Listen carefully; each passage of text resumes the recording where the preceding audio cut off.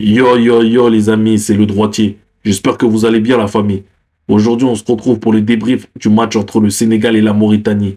Et oui les gars, le Sénégal a enfin validé sa qualification. On y sera. Direction les États-Unis, le Mexique et le Canada. America coming soon. On s'enflamme un peu les gars, mais c'est normal, on est fiers. Et honnêtement, c'est mérité. On va pas se mentir, on le savait à 90%. Ce Sénégal-là, avec la forme actuelle, avec cette identité de jeu, on savait qu'ils allaient faire le taf à domicile. Même si la première mi-temps a été un peu compliquée. On a vu une équipe de la Mauritanie. Ils ont mis beaucoup de densité, beaucoup d'impact. Ils se ressortaient bien les ballons. Ils nous ont pas mal gênés. Hein. Mais j'ai aimé le comportement du Sénégal. On les a vus sérieux, concentrés. Même s'ils n'arrivaient pas vraiment à trouver un déséquilibre, et notamment Iliman Ndiaye, une première mi-temps positionné en tant que ailier droit le long de la ligne. Et franchement, les gars, j'ai pas aimé ce positionnement. C'est un joueur qui a besoin de liberté. Il a besoin d'espace. Et aujourd'hui, on a vu que les Mauritaniens, défensivement, faisaient des prises à 2, voire à 3 sur lui. Donc, ça l'a bloqué. Il avait du mal à éliminer. Ce qui faisait que quand il avait le ballon, on le voyait jouer en remise. Il n'était pas porté vers l'avant. Surtout qu'il fallait gérer aussi une autre difficulté qui était l'arbitre, qui a été catastrophique. Il ne sifflait rien en faveur du Sénégal. Il n'y avait rien pour eux. 2 pénaltys non sifflés sur Mané. Un dans la surface. Et en plus de ça, il lui met un carton jaune pour simulation. Et un autre, allez, on ne sait pas vraiment si c'était à l'intérieur ou tout juste à l'extérieur de la surface. Mais quand même, c'était une occasion très dangereuse et il y avait clairement faute. Et il n'a rien sifflé, il a laissé continuer l'action. On a vu les Marabistounes mettre beaucoup d'agressivité dans leurs interventions, parfois trop. On les a vus mettre des coups, mais l'arbitre, il bronchait pas, il voulait pas siffler. Encore une fois, ce que j'ai aimé, c'est la personnalité. À l'image d'un Kapi Koulibaly qui a demandé à tous les joueurs sur le terrain de garder leur calme, de pas s'énerver et de rester focus. Il a sûrement fait comprendre, ok, l'arbitre ici pas en notre faveur, c'est pas grave. On va faire la différence avec le ballon et c'est ce qu'ils ont très bien fait. Et qui d'autre que la légende Sadio Mané pour débloquer le match. Coup franc direct à la 45e minute. Je sais même pas quand est-ce que le Sénégal avait mis un coup franc direct. Je pense que je n'étais même pas né les gars, honnêtement. Et là, Mané en patron, en leader, il te met ce but. Il calme tout le monde. Et honnêtement, les gars, j'ai kiffé sa célébration. En mode calme, je suis là. Doucement, les gars. Tant que je suis là, il ne peut rien nous arriver. Et j'ai trop aimé sa célébration. Parce que dernièrement, il a été critiqué. Moi-même, je l'ai dit. Peut-être qu'on arrive à la fin d'un cycle avec Mané. Mais aujourd'hui, il a prouvé que dans les moments décisifs, Mané reste un grand joueur. La légende du Sénégal, point barre. Et derrière, deuxième mi-temps, festival. Tout juste au retour des vestiaires, Mané encore lui qui double la mise 2-0. L'action du but est d'une fluidité, d'une grande classe. Pape Gueye qui trouve Crépin Diatta dans l'intervalle en profondeur. Crépin Diatta qui centre au deuxième poteau, qui trouve Mané. Mané d'une feinte de frappe, qui élimine le défenseur et qui arrive à ajuster le gardien. Crépin Diatta qui est décisif sur le but avec une passe qui a fait un match monstrueux.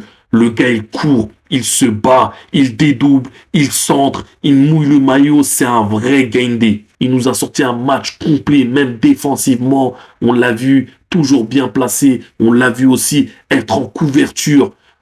Franchement, Crépin Diatta, et surtout, ce qui est encore plus fort, c'est que il a joué latéral qui n'est pas son poste de formation. Et aujourd'hui, c'est le titulaire indiscutable au poste de latéral droit. Un vrai soldat, un vrai battant, un vrai Gaindé. Respect total. Faut parler aussi du joueur qui apporte cet équilibre au milieu de terrain, qui est Pape Gueye. Non, mais Pape Gueye, il faut qu'on en parle. Depuis 2 rassemblements, il est monstrueux. Ses matchs sont incroyables dans l'énergie, dans l'équilibre d'équipe, dans le contre-pressing, à la perte du ballon. C'est lui qui va gratter les ballons, c'est lui qui coupe les lignes, c'est lui qui relance proprement. Mais en plus, il apporte aussi offensivement. Il peut être à la dernière passe, à l'avant-dernière, il oriente le jeu, il t'apporte du physique, de l'impact physique, du volume.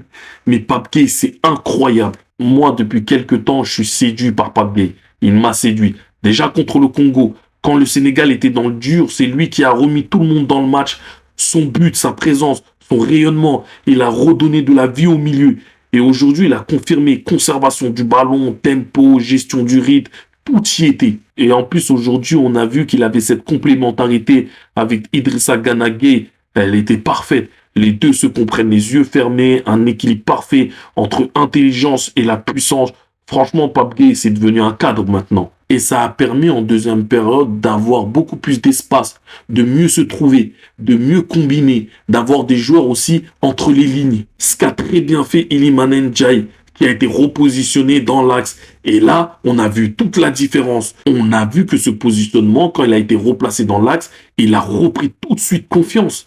On l'a vu percuter, dribbler, éliminer et met ce but exceptionnel où il prend le ballon à 20-25 mètres du but, entouré de 5 Mauritaniens, prise de balle, vitesse, feinte de corps, élimination et il finit pied gauche tranquille, clinique. Ce mec, c'est un pur talent. Et je suis désolé, mais qu'est-ce qu'il faut encore à Everton? C'est un artiste. Alors peut-être que c'est moi que je m'enflamme un petit peu trop, mais moi j'aime le football pour ce genre de joueurs-là. C'est des joueurs frissons, c'est des joueurs quand ils touchent le ballon, tu te dis, mais qu'est-ce qu'il va nous faire? Qu'est-ce qu'il va inventer? À chaque prise de balle, tu sens qu'il est au-dessus des autres. Pour moi, il a le niveau pour viser plus haut que Everton. Et je lui tire mon chapeau encore plus parce qu'il fait ça entouré d'un joueur comme Nicolas Jackson. Un joueur avec qui c'est compliqué de pouvoir combiner parce qu'il y a énormément de déchets techniques dans son jeu de haut but, dans ses remises. C'est trop brouillon. Alors oui, on peut pas lui enlever que c'est un joueur qui se bat, qui court, qui presse, qui met beaucoup d'intensité, qui est en mouvement.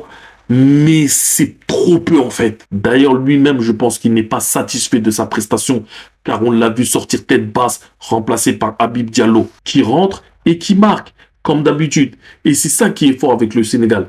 Même les remplaçants font la différence. Contre la RDC, c'est Jackson qui avait une place de titulaire et qui a marqué.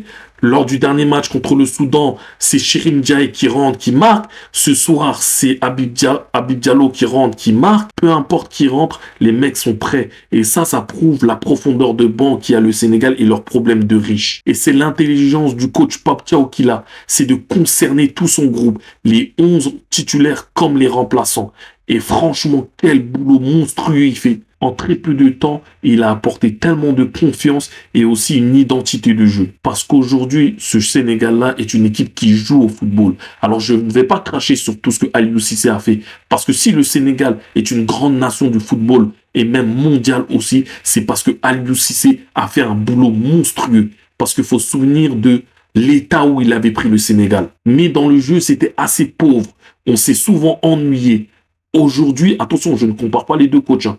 Mais aujourd'hui, c'est vrai que la sélection sénégalaise est plaisante à avoir joué. On est une équipe portée vers l'avant. On a mis 3 buts contre l'Angleterre, 3 buts à Kinshasa, 4 buts contre le Soudan, 4 buts ce soir. On est une équipe qui produit du football, qui est portée vers l'avant et c'est agréable. Et aujourd'hui, ça porte ses fruits. On a les résultats et en plus de ça, on a la manière. Maintenant, pour les Lions que la qualif est en poche, place à la suite.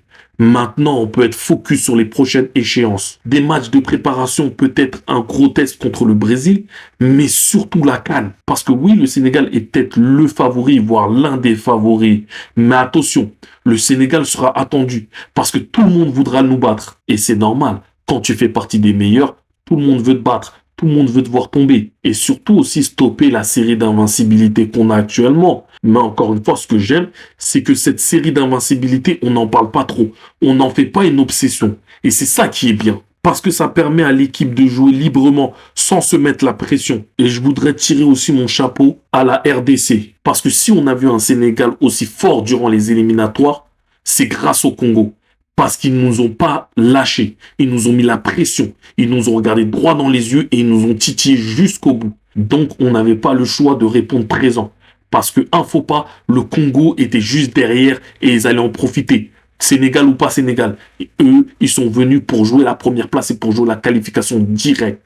Donc, félicitations à eux. Alors oui, malheureusement, ils ont fini deuxième, mais tout reste possible pour eux. Le barrage, ça va être compliqué, mais on a vu que ils avaient le talent, ils avaient l'équipe et aussi ils avaient la structure parce que oui, le football congolais aujourd'hui a progressé et progresse. Voilà les gars, le Sénégal est qualifié avec la manière, avec du jeu, avec du cœur. Une équipe qui fait plaisir, qui donne envie de rêver. Et franchement, si on garde ce niveau-là, attention la prochaine World Cup. Attention, on arrive.